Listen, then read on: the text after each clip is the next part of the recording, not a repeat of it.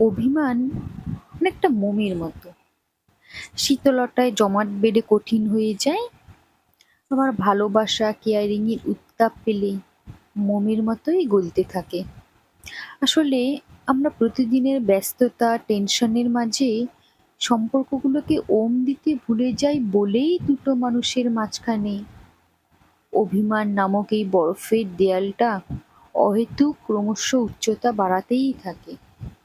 অথচ সামান্য তাপটুকু পেলে এই বরফ গলে গিয়ে এমন নদী তৈরি করতে পারে যা আমাদের জমানো মান অভিমান ভুল বোঝাবুঝির যাবতীয় জঞ্জালগুলিকে ধুয়ে নিয়ে চলে যাওয়ার ক্ষমতা রাখে।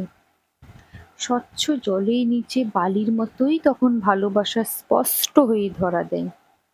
আর এই বরফ গলা নদীটা আমাদের সবার খুব দরকার।